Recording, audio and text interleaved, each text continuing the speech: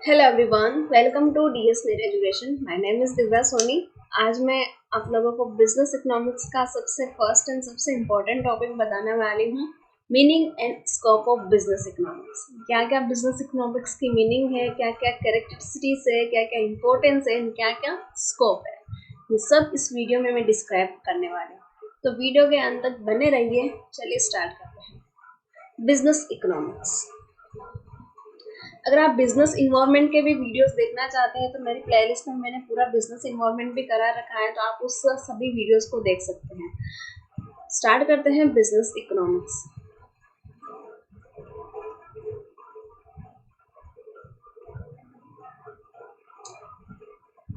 Business and economics. Business economics है जो दो वर्ड से मिलकर बना है, बिजनेस एंड इकोनॉमिक्स।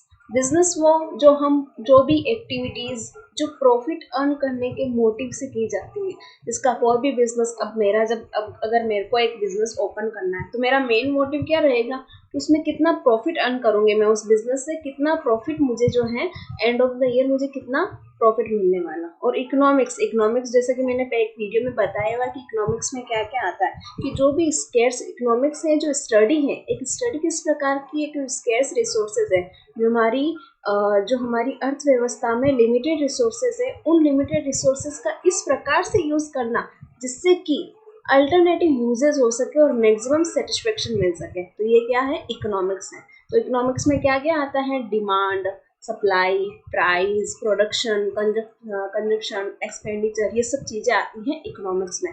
और बिजनेस में आता है जो एक्टिविटीज प्रॉफिट अर्न करने के मोटिव से की जाती है। तो इन दोनों वर्ड को कंबाइन करके हम लोग आगे पढ़ने वाले हैं। तो सबसे पहले हम देखते हैं business. It means provide goods and services for consumer to earn profit. एक बिजनेसमैन का मेन मोटिव क्या होता है कि प्रॉफिट अर्न करना। और किस प्रकार से वो प्रॉफिट अर्न करता है कि वो गुड्स एंड सर्विसेज को प्रोवाइड करता है कंज्यूमर तक। कंज्यूमर के लिए वो देखता है कि प्रोडक्ट मार्केट में कितनी डिमांड है, उसके अकॉर्डिंग वो गुड्स एंड सर्विसेज को बनाता है, फिर वो कंज्यूमर को बेचता है जिससे कि उसे मैक्सिमम प्रॉफिट मिलता है। इसको क्या बोलते हैं, बिजनेस बोलते हैं।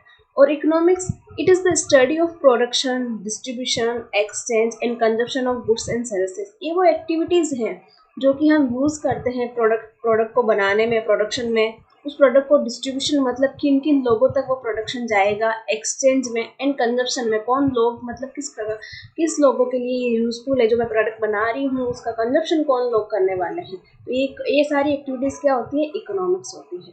अब बात करते हैं बिजनेस इकोनॉमिक्स। बिजनेस इकोनॉमिक्स में it deals with application of economic concept, मतलब कि इकोनॉमिक कंसेप्ट को अप्लाई करना, कंसेप्ट्स को, थ्योरीज को, tools, methodology to solve practical problem in a business. मतलब कि इसमें क्या होता है कि बिजनेस तो है, वो तो एक प्रैक्टिकल प्रॉब्लम होती है, और इकोनॉमिक्स क्या है, एक थियोरेटिकल कंसेप्ट होता है। प्रैक्टिकल कंसेप्ट कैसे कि हम बिजनेस में क्या करते हैं, प्रैक्टिकली हम लोग क्या करते हैं, हम लोग देखते हैं कि कितनी मार्केट में डिमांड है, अभी कितनी मेरा प्रोडक्ट मैं किस प्रकार से बनाने वाली हूँ, क्या क्या रॉ मटेरियल में, उसमें क्या क्या फैक्टर ऑफ प्रोडक्शन में यूज करने वाली हूँ, किस प्रकार से मेरा प्रोडक्शन प्रोसेस होने वाला है, किस कंज्यूमर को मेरा प्रोडक्ट पहुंचने वाला है, क्या मैं प्राइसिंग स्ट्रेटेजीज अपनाने वाली हूँ। तो ये सब क्या है, ये प्रैक्टिकल चीजें होती है। और इकोनॉमिक्स में क्या होता है, थियोरेटिकल कंसेप्ट होता है। हम लोग बस रीड करते हैं कि इस प्रोडक्ट में मतलब इस वे में इतना होता है, इस रूल से ये सब चीजें होती है कि प्राइस के बढ़ने से डिमांड कम हो जाती है, प्राइस के कम होने से डिमांड ज्यादा हो जाती है। तो ये सब क्या है, थियोरेटिकल कंसेप्ट है। तो थियोरेटिकल कंसेप्ट को प्रैक्टिकली प्रॉब्लम में यूटिलाइज करना ही क्या होता है, तो अप्लाई करना इकोनॉमिक कंसेप्ट को। इकोनॉमिक कंसेप्ट क्या होते हैं, प्रोडक्शन, डिस्ट्रीब्यूशन, एक्सचेंज, कंजप्शन, वो होते हैं ना, जो डिमांड हो गई, सब प्रोडक्ट की डिमांड हो गई, सप्लाई हो गई, प्रोडक्शन हो गया, कंजप्शन हो गया, एक्सपेंडिचर हो गया, वो सब कंसेप्ट, वो सब थ्योरीज, टूल्स, मेथोडोलॉजी बिजनेस में अप्लाई करना। बिजनेस में अप्लाई करते हैं ना प्रैक्टिकल रूप से, तो वो हो जाता है हमारा business economics. Okay, I hope आप लोगों को समझ में आया होगा कि बिजनेस इकोनॉमिक्स की क्या डेफिनेशन है। Purpose of facilitating decision making and forward planning by the management. तो इसका मेन पर्पज क्या होता है बिजनेस इकोनॉमिक्स का, डिसीजन मेकिंग करना। डिसीजन किस प्रकार एक बिजनेस फर्म के सामने अगर वो स्टाब्लिश होती है, सबसे पहले तो उसको डिसीजन लेना होगा कि वो किस प्रकार का प्रोडक्ट है जो बनाना है। उस प्रोडक्ट को बनाने के लिए उसको क्या क्या प्राइस स्ट्रेटेजीज अपनानी है, क्या क्या पॉलिसीज उसको बनानी है, उस प्रोडक्ट जो प्रोडक्ट की वो डिमांड का मतलब जो उस प्रोडक्ट को बनाने वाला उसकी मार्केट में अभी कंडीशंस क्या चल रही है, मार्केट के इसके सिमिलर कितने प्रोडक्ट्स हैं, उस प्रोडक्ट की मैं प्राइस क्या रखने वाला हूँ, उस प्रोडक्ट की कॉस्ट कितने आने वाली है, ये सब डिसीजन लेना ही क्या होता है। और फॉरवर्ड प्लानिंग, पहले से प्लानिंग मतलब कि जो मेरे उस प्रोडक्ट को बनाने के लिए मेरे पास रिसोर्सेज है, उन रिसोर्सेज का किस प्रकार से मैं यूटिलाइज करूंगी जिससे कि मेरा प्रोडक्ट मैक्सिमम निकले, मेरे को मैक्सिमम बेनिफिट है, मेरे को बहुत ज़्यादा से ज़्यादा मुझे प्रॉफिट आना हो। तो ये इसका मेन पर्पस क्या होता है, facilitating decision making and forward planning by the management. I hope आप लोगों को बिजनेस इकोनॉमिक्स समझ में आया होगा। कुछ डेफिनेशन दे रखी है बिजनेस इकोनॉमिक्स की, दो ऑथर ने जो दे रखा है। The concept of business economics was propounded by ज़ोल्डीन, ये जो हमारे एक ऑथर हैं, इकोनॉमिस्ट है, इन्होंने बिजनेस इकोनॉमिक्स की कंसेप्ट को propound किया था, थ्योरी को propound किया था। According to Spencer and Siegelman के अकॉर्डिंग क्या होता है, बिजनेस इकोनॉमिक्स की डेफिनेशन दी है कि defined as the integration of economic theory with business practices, मतलब कि इन्होंने इंटीग्रेट किया है इकोनॉमिक थ्योरीज को एंड बिजनेस प्रैक्टिसेस को for the purpose of facilitating decision making and forward planning by the management. जैसा कि मैंने प्रीवियस स्लाइड में बताया था कि बिजनेस इकोनॉमिक थ्योरी को, इकोनॉमिक्स टूल्स को, इकोनॉमिक मेथोडोलॉजी को बिजनेस में प्रैक्टिकली यूज करना, जिसका मेन पर्पस क्या होता है, डिसीजन मेकिंग में मतलब कि प्राइसिंग डिसीजन हो गया, डिमांड डिसीजन हो गया, प्रोडक्ट का डिसीजन हो गया, और फॉरवर्ड प्लानिंग में उसका यूज करना ही मेन पर्पस होता है। According to McNair and Meriam के according business economic consist of the use of economic mode of thoughts to analyse situations को एनालाइज, अभी मार्केट की क्या कंडीशंस है, मार्केट में किस चीज़ की अभी डिमांड हो रही है, मार्केट में किस चीज़ की डिमांड नहीं हो रही है, मार्केट में मेरे प्रोडक्ट के जितने सिमिलर प्रोडक्ट हैं वो लोग कितनी प्राइजेस रख रहे हैं, डिफरेंट मार्केट में डिफरेंट प्राइजेस होती है, ये सब चीज़ें, इन सब चीज़ों को एनालाइज करना ही क्या होता है, बिजनेस इकोनॉमिक्स। अब बात करते हैं कैरेक्टरिस्टिक्स ऑफ बिजनेस इकोनॉमिक्स। क्या क्या कैरेक्टरिस्टिक्स है बिजनेस इकोनॉमिक्स की। सबसे पहले आता है micro economics in nature. Micro economics in nature कैसे होता है कि ये जो बिजनेस इकोनॉमिक्स है ये प्रॉब्लम है एक पर्टिकुलर फॉर्म की, ना कि होल इकोनॉमी की। हम लोग इसमें स्टडी करते हैं एक पर्टिकुलर बिजनेस फॉर्म की, क्या क्या बिजनेस फॉर्म्स में कंडीशंस होने वाली है, क्या क्या बिजनेस फॉर्म है, एक पर्टिकुलर बिजनेस फॉर्म है वो क्या क्या स्ट्रेटेजीज है वो लागू करने वाली है। तो इसमें हम लोग स्टडी करते हैं पर्टिकुलर फर्म की, एक इंडिविजुअल की, ठीक है ना, इसलिए ये माइक्रो इकोनॉमिक्स इन नेचर होता है। दूसरा आता है अप्लाइड कंसेप्ट। अप्लाइड कंसेप्ट या फिर प्रेगमेटिक एंड अप्लाइड दोनों कंसेप्ट होते हैं। प्रेगमेटिक एंड अप्लाइड मतलब कि हम लोग इकोनॉमिक्स में, जनरल इकोनॉमिक्स में हम लोग ये तो पढ़ते हैं कि प्राइस के बढ़ने से डिमांड में कितना इफेक्ट हुआ, डिमांड कम हुई, और प्राइस के कम होने से डिमांड बढ़ी, ये हम लोग जनरल नहीं तो पढ़ते हैं। लेकिन क्या प्राइस के बढ़ने से डिमांड बढ़नी चाहिए या नहीं बढ़नी चाहिए, इसका क्या इम्पैक्ट होना चाहिए, इम्पैक्ट क्या पड़ेगा, तो ये जब हम प्रैक्टिकली करते हैं ना एनालिसिस, तब हमें पता चलता है। और प्रैक्टिकली तब करते हैं जब हम बिजनेस इकोनॉमिक्स करते हैं, बिजनेस में प्रैक्टिकली अप्लाई करते हैं। तो ये क्या होता है, अप्लाइड कंसेप्ट होता है कि प्राइस से बढ़ने से डिमांड पे कितना असर होगा, क्या चेंज होना चाहिए या नहीं होना चाहिए, इस पूरी प्रैक्टिकल स्टडी होती है बिजनेस इकोनॉमिक्स में, इसलिए इसको अप्लाइड कंसेप्ट भी एक कैरेक्टरिस्टिक्स दे रखी है।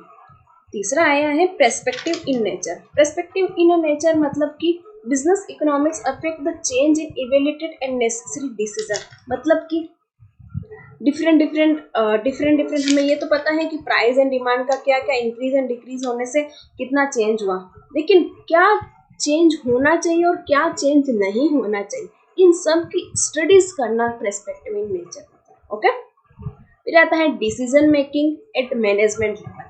जब बिजनेस इकोनॉमिक्स में एक बिजनेस फर्म होती है ना, उसका सबसे पहला और सबसे इम्पोर्टेंट काम होता है डिसीजन मेकिंग। हम लोगों ने बिजनेस इकोनॉमिक्स की डेफिनेशन में ही पढ़ा था, business economics is a decision making and forward planning. Decision making मतलब कि डिमांड वगैरह, पहले हम लोगों को देखना होता है कि प्रोडक्ट की कितनी डिमांड है, प्रोडक्ट की प्राइसेस कितनी मैं रखने वाली हूँ, उस प्रोडक्ट की कॉस्ट कितने आने वाली है, प्रोडक्ट को सेलिंग करने के लिए मेरे को क्या क्या सेलिंग स्ट्रेटेजीज मुझे अपनानी पड़ेगी। तो ये जब स्ट्रेटेजी, ये सब सारी जो डिसीजन मेकिंग की जो पॉलिसीज है वो कौन अपनाता है, मैनेजमेंट लेवल, मतलब कि टॉप लेवल वाले मैनेजमेंट है ना, जो डायरेक्टर वगैरह, सीईओ वगैरह, एमडी वगैरह, ये सब इस स्ट्रेटेजी को अपनाते हैं। फिफ्थ आता है कोऑर्डिनेटिव इन नेचर। कोऑर्डिनेटिव मतलब कि एक बिजनेस इकोनॉमिक्स स्टैब्लिश करती है थ्योरेटिकल एंड प्रैक्टिकल कंसेप्ट को। कोऑर्डिनेटिव मतलब कि बिजनेस एंड इकोनॉमिक्स दोनों दोनों के कंसेप्ट को ये कोऑर्डिनेट बैठाती है। मतलब बिजनेस तो एक प्रैक्टिकल कंसेप्ट होता है और इकोनॉमिक्स क्या है, इकोनॉमिक्स कंसेप्ट जो रूल्स रेगुलेशंस जो पॉलिसीज होती है ना वो थियोरिटिकल होती है, तो उनको प्रैक्टिकली अप्लाई करना, प्रैक्टिकली लागू करना, तो इन दोनों का कोऑर्डिनेशन बैठता है तभी बिजनेस इकोनॉमिक्स बनता है। तो ये क्या होता है, कोऑर्डिनेटिव नेचर होता है।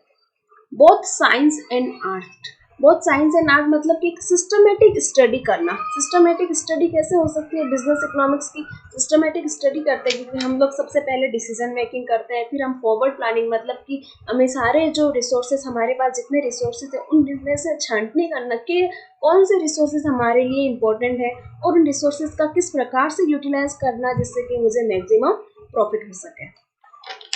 सेवंथ आता है कैरेक्टरिस्टिक्स में macro economics importance. Business economics जो है वो माइक्रो इकोनॉमिक्स के साथ साथ मैक्रो इकोनॉमिक्स इम्पोर्टेंस भी रखती है।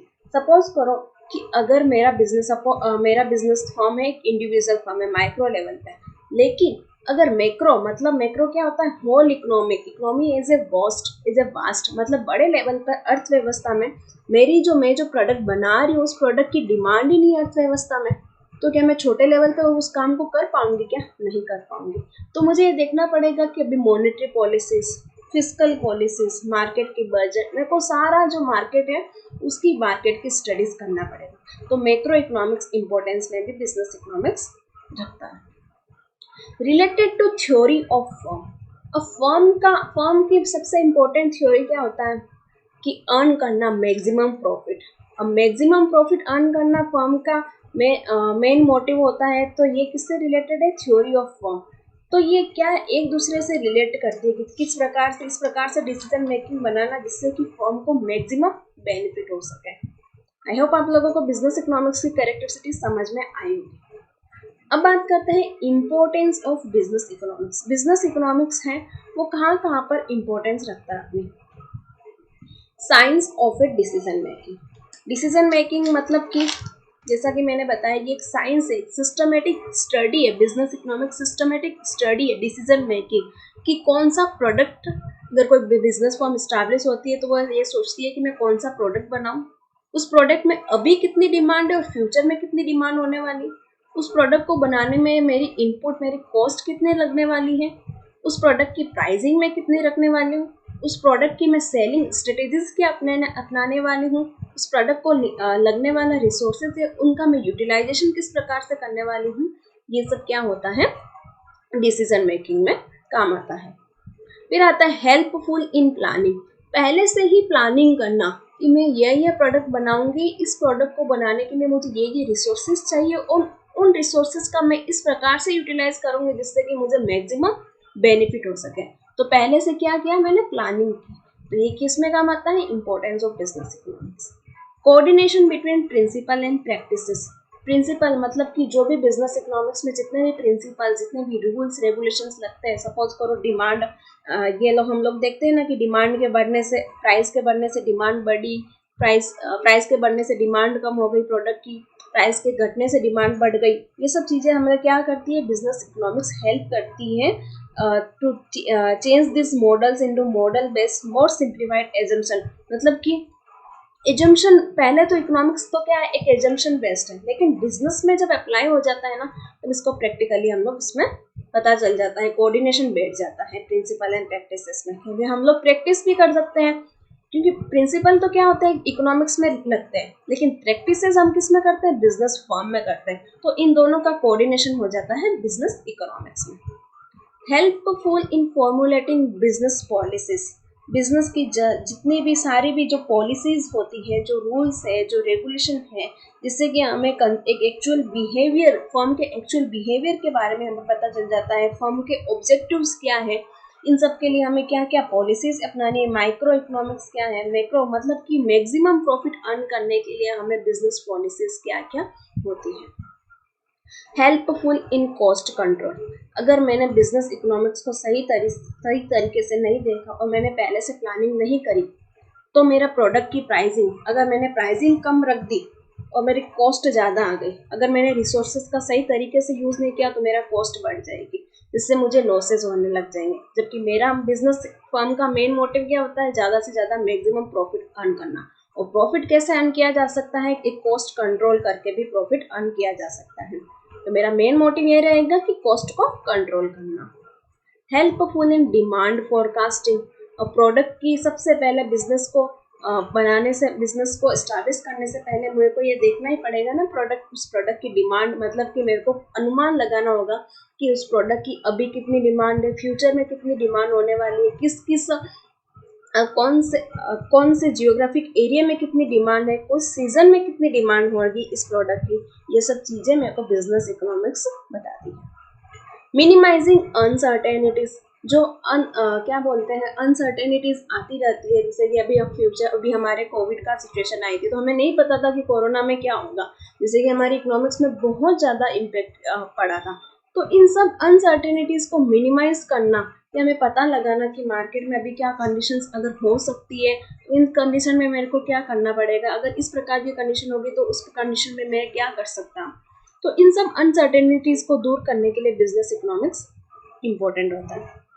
Forecasting for future helpful in planning, future में मेरा प्रोडक्ट, जो मेरे प्रोडक्ट की डिमांड कितनी होने वाली है, उस प्रोडक्ट से लोगों का कितना फायदा होने वाला है, उस प्रोडक्ट से मेरी कितनी अर्निंग होने वाली है, ये सब बिजनेस पॉलिसीज की फोरकास्टिंग करना, कितना मुझे फ्यूचर में प्रॉफिट होगा, कितनी प्राइसेस है, क्या कॉस्ट होगी और क्या और ज़्यादा कैपिटल लगेगी, इन सब चीज़ों पर फ्यूचर प्लानिंग करना, फ्यूचर फोरकास्टिंग करना, ये सब किस में आता है, ये बिजनेस इकोनॉमिक्स करता है। आई होप आपको इंपॉर्टेंस ऑफ बिजनेस इकोनॉमिक्स समझ में आया होगा कि क्या कहाँ पर बिजनेस इकोनॉमिक्स की इंपॉर्टेंस होती है।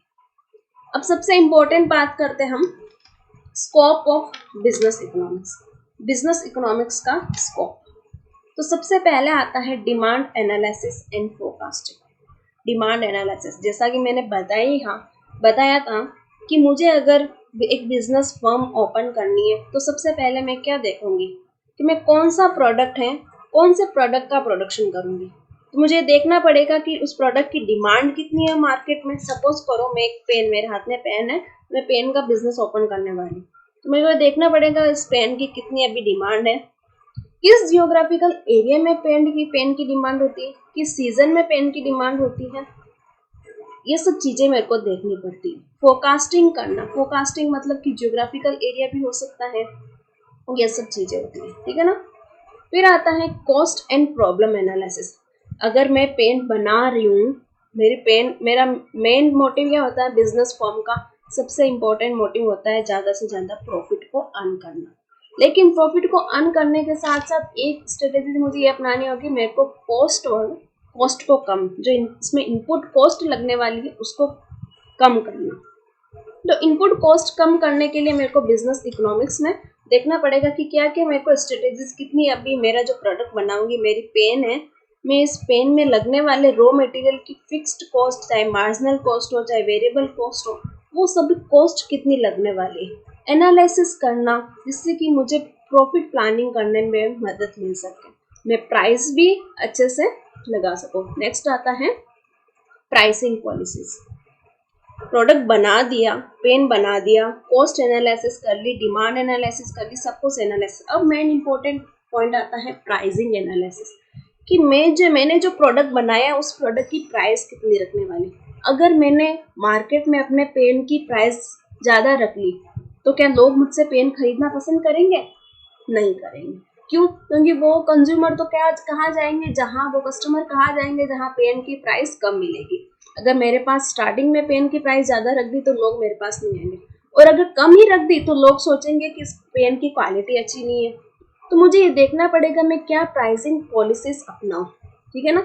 और डिफरेंट मार्केट में डिफरेंट प्राइसिंग पॉलिसीज हो सकती है, चाहे मोनोपोली मार्केट हो, चाहे ओलिगोपोली हो, चाहे परफेक्ट कंपटीशन हो, वहाँ पर डिफरेंट प्राइसिंग स्ट्रेटेजीज हैं, वो मुझे देखनी पड़ती है।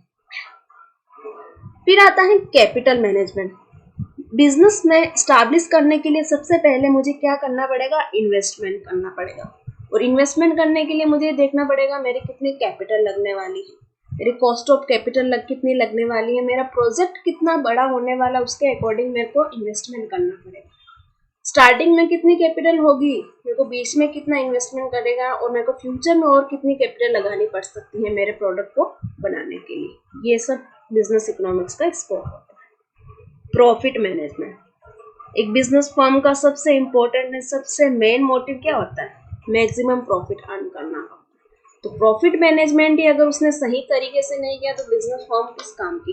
तो मेरे को ये देखना पड़ेगा, मैंने जो बिजनेस है कि ये स्टडी करना पड़ेगा, कंसेप्ट ऑफ प्रॉफिट क्या है, प्रॉफिट मैक्सिमम प्रॉफिट बनाने के लिए मैं क्या प्लानिंग कर सकती हूँ, क्या क्या टेक्निक्स मैं इसमें यूज कर सकती हूँ, क्या क्या मेजरमेंट कॉस्ट को कंट्रोल करने के लिए यूज कर सकती हूँ, ये इन सब की एनालिसिस करना बिजनेस इकोनॉमिक्स में आता है। और फिर आता है स्कोप में सेल्स प्रमोशन। मैंने प्रोडक्ट बना लिया, मेरे को सब पता चल गया प्रोडक्ट की कितनी डिमांड है, मैं इसकी कॉस्ट को कैसे कम कर सकती हूँ, प्राइसिंग मैंने रख ली, सब कुछ मुझे पता चल गया। अब मुझे देखना है प्रोडक्ट को, जो पेन मैंने बनाया उसको लोगों के पास पहुंचाना कैसे है, क्योंकि जब तक लोगों के पास पहुंचेगा नहीं तब तक मेरा प्रोडक्ट सेल आउट नहीं होगा, और जब सेल्स नहीं होगी तब मेरी प्रोडक्ट को मतलब मुझे बेनिफिट नहीं होगा। तो मैं सेल्स प्रमोशन के लिए क्या क्या स्ट्रेटेजीज अपनाऊंगी, ठीक है ना। तो इसके लिए मेरे को एडवर्टाइजमेंट कंसेप्ट भी मुझे अपनाना पड़ सकता है। स्ट्रेटेजी सेल्स प्रमोट करने के लिए मेरे को स्ट्रेटेजीज अडॉप्ट करनी पड़ेगी, डिफरेंट कॉस्ट ऑफ सेल्स कितनी आने वाली है, सेल्स प्रमोशंस की स्कीम क्या होने वाली है, और सेल्स स्ट्रेटेजीज क्या होने वाली। हम लोग नहीं देखते कि जब कोई प्रोडक्ट नया मार्केट में आता है तो न्यूज़पेपर में उसका एड आने लग जाता है, डिफरेंट होर्डिंग लगना स्टार्ट हो जाता है, डिफरेंट टेम्पलेट हमें दिखना स्टार्ट हो, फिर हमें पता चल जाता है मार्केट में नया प्रोडक्ट आया। तो इसी प्रकार अगर मैंने नया ब्रांड अगर मैंने बनाया है तो मुझे क्या क्या सेल्स स्ट्रेटेजीज का भी मुझे ध्यान रखना पड़ेगा, ठीक है। आई होप आप लोगों को ये वीडियो अच्छा लगा होगा, जिसमें सबसे पहले मैंने बिजनेस इकोनॉमिक्स क्या होता है, बिजनेस क्या होता है, इकोनॉमिक्स क्या होता है, बिजनेस इकोनॉमिक्स कहाँ कहाँ पर यूज आता है, कैरेक्टरिस्टिक्स क्या होती है, इंपॉर्टेंस क्या होती है बिजनेस इकोनॉमिक्स की, and scope of business economics. Video पसंद आया तो लाइक कीजिए, शेयर कीजिए, सब्सक्राइब कीजिए, क्योंकि और भी इम्पोर्टेंट वीडियोस जो है मैं इस चैनल पे डालती रहती हूँ, और करियर से रिलेटेड वीडियोस भी मैं डालती रहती हूँ। और अगर आप लोगों को भी अपने करियर के रिलेटेड डाउट है तो आप मुझे कमेंट सेक्शन में कमेंट्स करके बोल सकते हैं। Thank you.